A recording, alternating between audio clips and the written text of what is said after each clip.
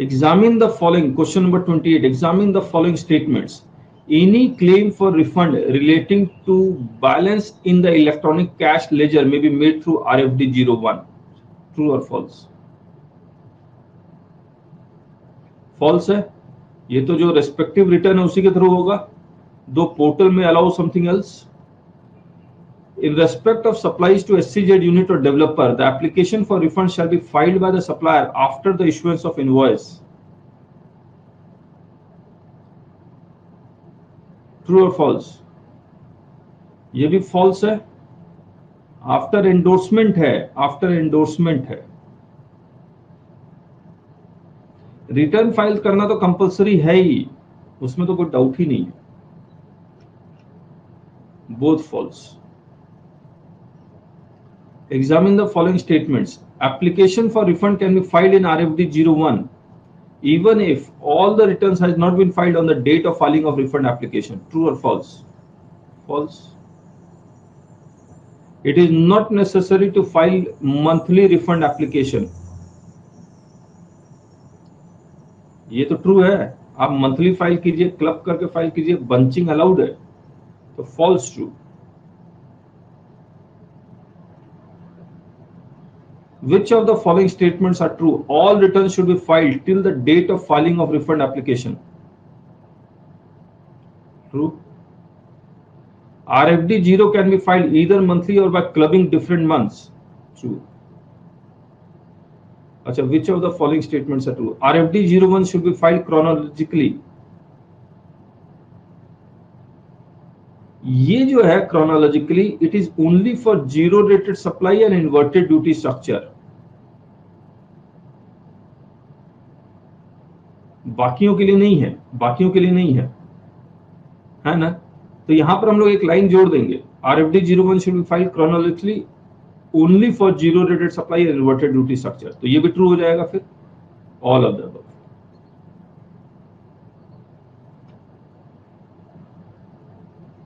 RFD 01 cannot be bunched across financial years.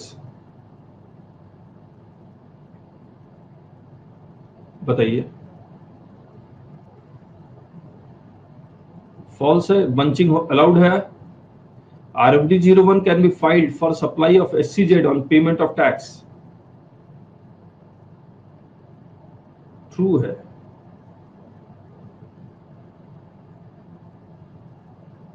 देखिए, सिर्फ export of goods on payment of tax के लिए shipping bill है. बाकी सभी के लिए यही है. False true.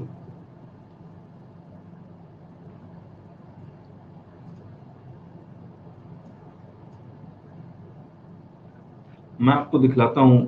हमने एकदम शुरुआत में ये बात की थी. ये हमने पोर्टल से निकाला था. अब देखिए, refund of excess balance in electronic cash ledger. Portal वाला RFD 01 ही फाइल करवा रहा है, लेकिन रूल कहता है रेस्पेक्टिव रिटर्न से. Refund of ITC on export of goods and services without payment of tax on account of supplies made to SCZ unit or developer without payment of tax, है ना. अब refund on account of supplies to SCZ unit with payment of tax भी RFD 01. इसमें आपको याद होगा मैंने बोला था कि इसमें export of goods with payment of tax नहीं लिखा हुआ, बाकी सब कुछ लिखा हुआ है.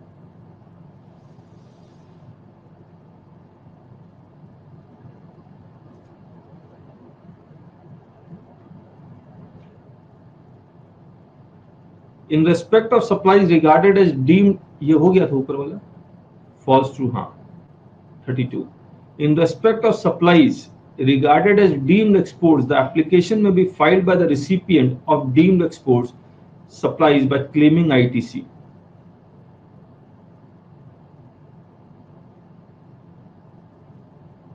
True है.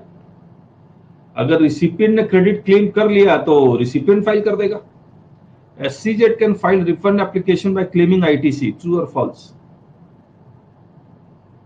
True. Both true. लेकिन अब अगर SCZ ने ITC क्लेम कर लिया है तो क्या सप्लायर रिफंड फाइल कर सकता है? नहीं कर सकता. तो बोथ ट्रू. ये आ गया.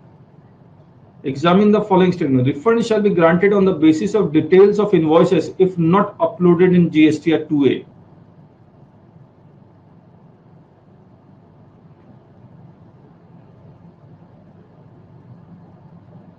फॉल्स. अब तो सर्कुलर आ गया है कि GSTR 2A के बेसिस पे ही रिफंड देंगे.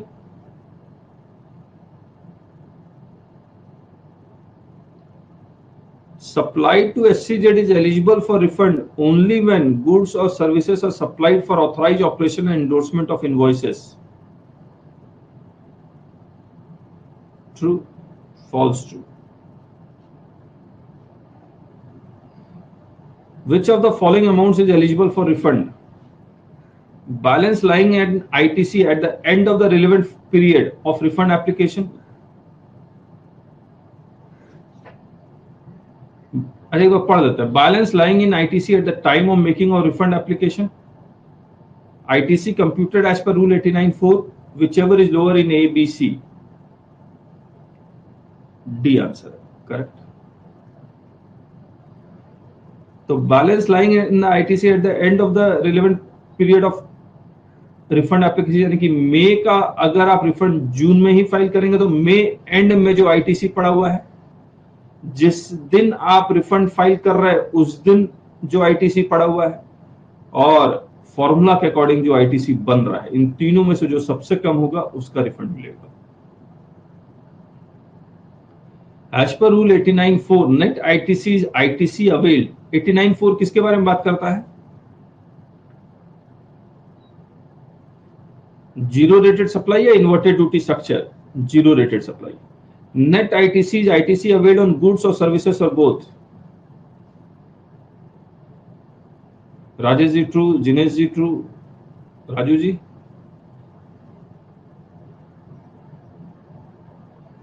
देखिए ये सीए लेवल का क्वेश्चन है.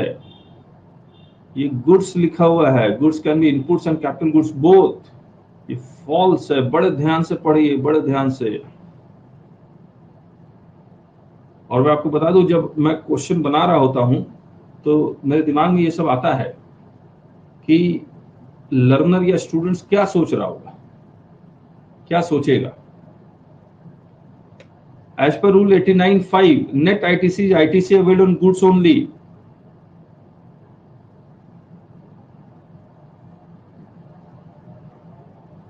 True and false? ये false है. बिल्कुल सही पकड़ लिया आपने. Both false.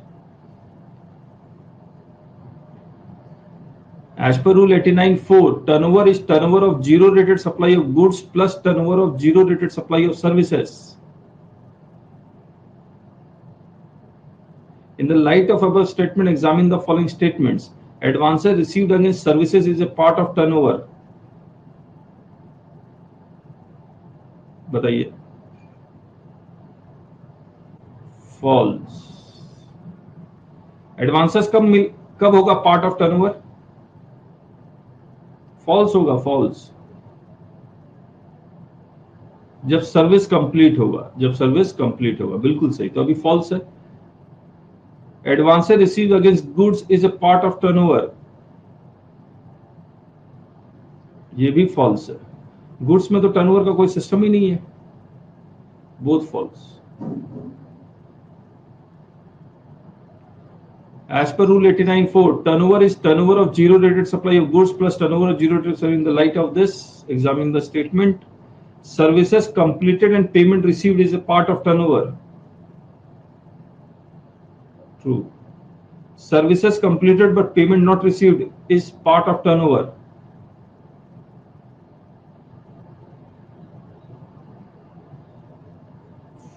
Services completed but payment not received is part of turnover. No, false. दोनों कंडीशन, सर्विसेज भी रिसीव हो जाए, सर्विसेज कंप्लीट, पेमेंट भी received.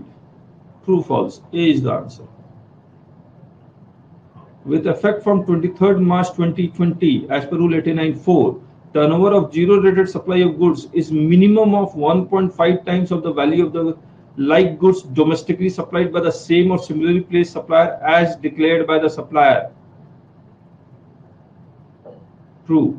Turnover of zero rated supply of services is minimum 1.5 times of the this. बताइए, false. सिर्फ goods के लिए आया है, सिर्फ गुड्स के लिए आया है, सर्विसेज के लिए नहीं आया। True and false. 89.4 adjusted total turnover is the aggregate of taxable supply of goods plus taxable supply of services is a part of adjusted total turnover.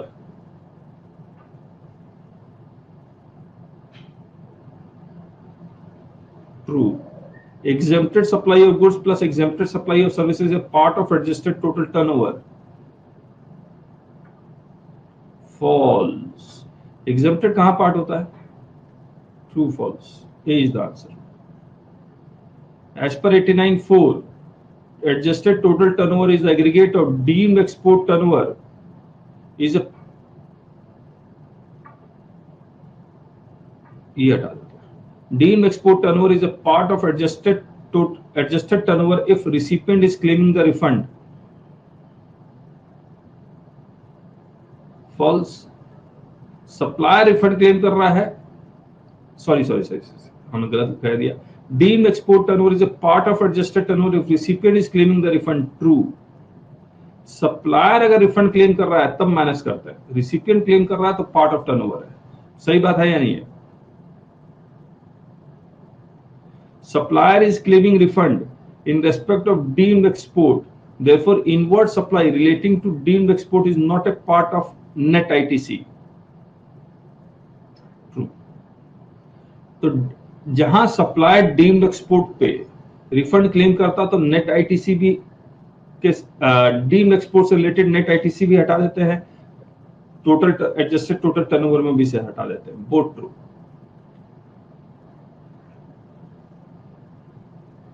As per Rule 89.5, computation of refund in case of inverted duty structure.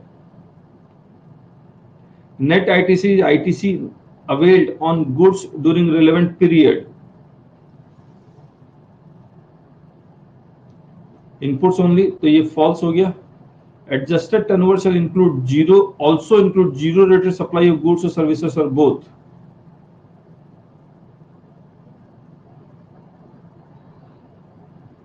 True है।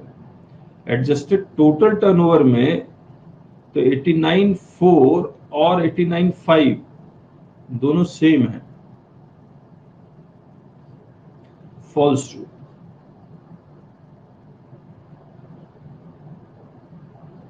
नहीं तो यहां include zero rated supply of goods ही लिखा हुआ वहां पर। 41 computation of refund in case of inverted duty structure. Adjusted turnover shall include both turnover of inverted rated supply of goods or services or both, and turnover of trading of taxable goods. True. Net ITC shall include ITC availed on all inputs whether used for inverted duty structure or used in zero rated supply of goods or services or both. True. C is the answer. तो मुबारक हो, ये भी हो गया। तो MCQ we completed 89 का।